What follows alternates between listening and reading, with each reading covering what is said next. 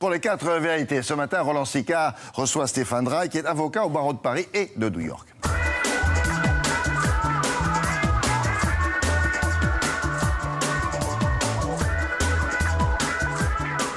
Bonjour à tous, bonjour Stéphane Drey. Bonjour. Avocat au barreau de New York, ça veut dire que vous connaissez parfaitement le fonctionnement de la justice américaine. Hier, Dominique Strauss-Kahn a été mis en liberté sous caution, avec des conditions très strictes. Est-ce que vous trouvez que cette mise en liberté, quand même, traduit une sévérité de la justice américaine, une sévérité particulière à l'égard de Dominique Strauss-Kahn ?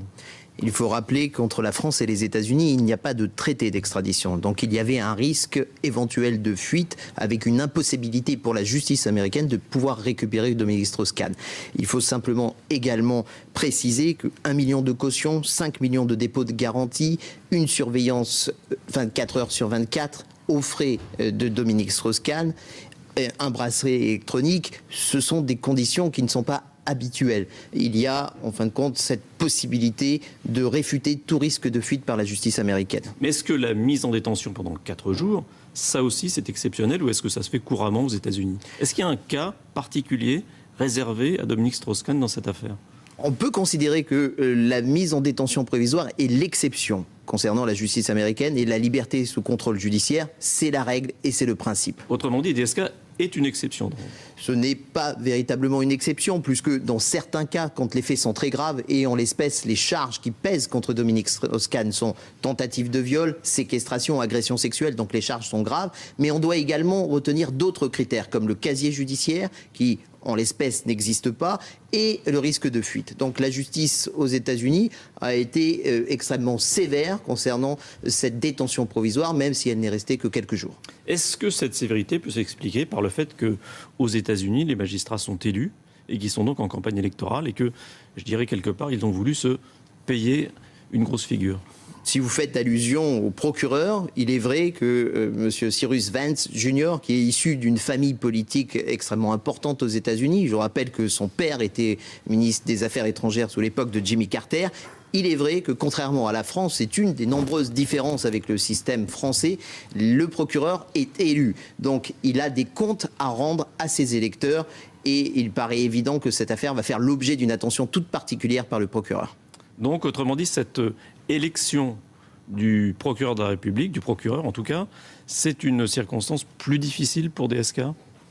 C'est un élément à considérer. Ça veut dire que l'instruction va être menée par le procureur plus à charge qu'elle ne l'aurait été peut-être ? Oui, c'est également une différence extrêmement importante avec le système judiciaire français. En France, comme tout le monde l'a rappelé, nous avons un juge d'instruction qui doit instruire à charge et à décharge. Aux États-Unis, c'est un jeu à armes égales entre le procureur d'un côté, qui a des moyens d'investigation extrêmement importants, et les droits de la défense avec les nombreux avocats de Dominique Strauss-Kahn.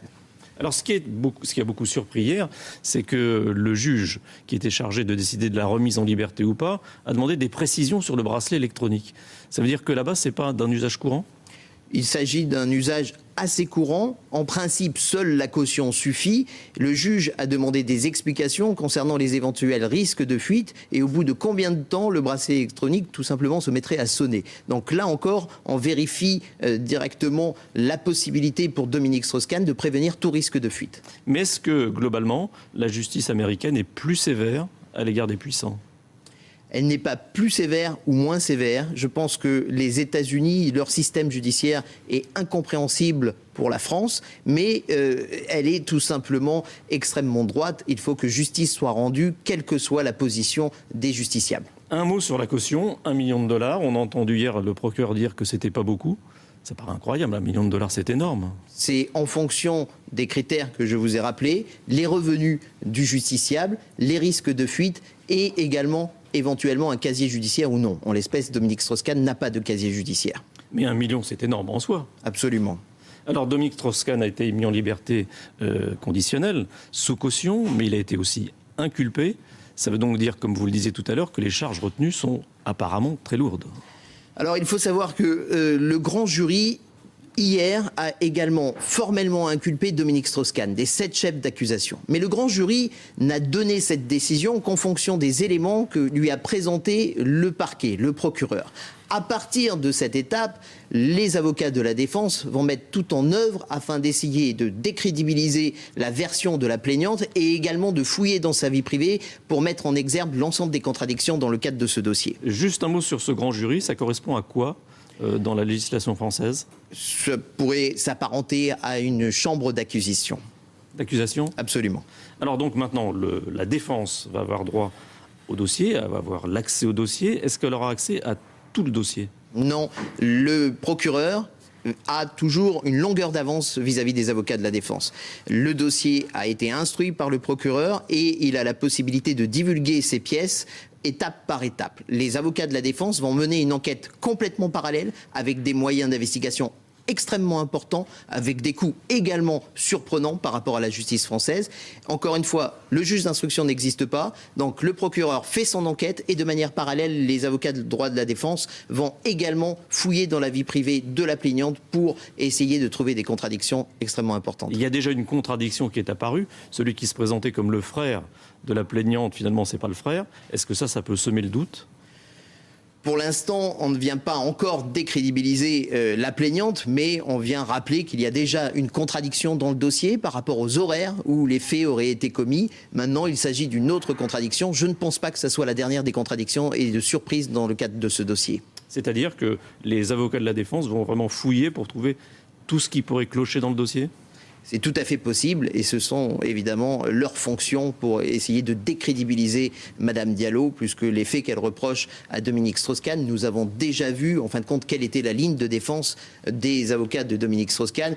Il pourrait y avoir une relation sexuelle, mais cette relation sexuelle était consentie. Et il faut savoir que dans le cadre de la justice américaine, parole contre parole ne suffit pas. Il faudra que le procureur apporte des preuves irréfutables afin d'essayer de tenter de prouver que les relations intimes qu'auraient eu ces deux personnes étaient forcées et non pas consenties. Vous dites qu'il faut des preuves irréfutables.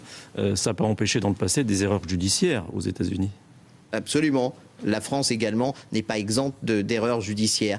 Il y a des garde-fous qui sont mis et sans le vouloir, il y a également des droits qui sont donnés à la défense, donc aux avocats, qui est sans commune mesure avec ce que l'on peut voir en France. Vous disiez que c'est la défense qui va mener l'enquête maintenant pour son compte.